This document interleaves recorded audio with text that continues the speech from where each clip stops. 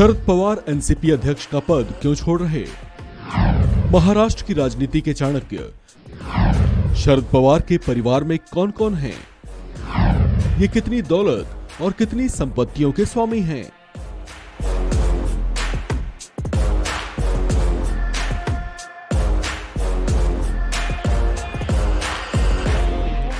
NCP अध्यक्ष शरद पवार ने एक ऐसा ऐलान कर दिया है जिससे इनकी पार्टी के नेता और कार्यकर्ता सन्न रह गए।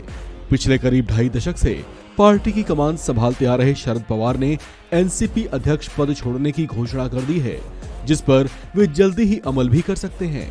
ये महाराष्ट्र की राजनीति के बड़े पुरोधा, महाराष्ट्र की राजनीति के चाणक्य और सियासत में अपनी दमदार छवि के लिए जाने जाते हैं। राजनीति में लगभग 60 साल लंबा अनुभव रखने वाले शरद पवार देश के एक ऐसे राजनेता हैं जो 1967 से लेकर आज तक विधानसभा या लोकसभा का एक भी चुनाव नहीं हारे हैं। राजनीति में इनका कद ऐसा रहा कि विरोधी दल के नेताओं से भी इन्हें भरपूर सम्मान मिलता रहा। अपने अब तक के राजनीतिक सफर में शरद पवार 3 बार मुख्यमंत्री रहे, 3 बार केंद्रीय मंत्री भी रहे, जबकि राज्य के अलावा केंद्र में भी नेता विपक्ष की भूमिका में रहे। अब जबकि वे अध्यक्ष पद से इस्तीफा देने का ऐलान कर चुके हैं, तो सवाल उठने लगा है कि एनसीपी का नया अध्यक्ष अब कौन होगा। अगर इनके परिवारजनों की बात की जाए तो इनका एक लंबा चौड़ा परिवार है।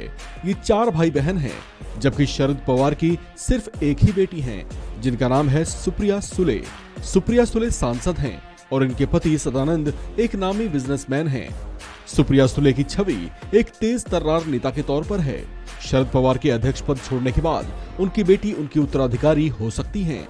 इनके भतीजे अजित पवार भी इनके बेहद करीब बताए जाते हैं, जो कि महाराष्ट्र के पूर्व डिप्टी सीएम भी रह चुके हैं। इन्हें लेकर हालांकि ऐसी चर्चाएं हैं कि ये एनसीपी में अध्यक्ष पद न मिलने की स्थिति में शरद पवार से बगावत कर बीजेपी से हाथ मिला सकते हैं और इस तरह महाराष्ट्र सरकार में शामिल हो सकते हैं। ऐसा ये एक बार पहले भी कर चुके हैं। साल 2019 में अजित पवार ने रातों रात पाला बदलकर भाजपा के साथ हाथ मिलाकर सबको हैरान कर दिया था। हालांकि बाद में उनकी घर वापसी भी हुई। अगर शरद पवार की संपत्तियों की बात करें तो साल 2020 में राज्यसभा चुनाव के लिए नामांकन दाखिल करते वक्त इन्होंने अपनी संपत्तियों के संबंधित जो हलफनामा दाखिल किया था, उसके मुताबिक शरद पवार के पास कुल 32 करोड़ 73 लाख 67,269 रुपए की चल अचल संपत्ति है, जिसमें से इनके पास 25 करोड़ 21 लाख 33,320 रुपए की चल संपत्ति है, जबकि इनके पास 7 करोड़ 52 लाख 33,941 रुपए की अचल संपत्ति है। शरद पवार की सेविंग्स और इन्वेस्टमेंट्स की बात करें तो इनके और इनके परिवार ने शेयर्स, डिबेंचर्स और बॉन्ड्स में कुल 7 करोड़ 46 लाख 24,449 रुपए का इन्वेस्टमेंट किया हुआ है।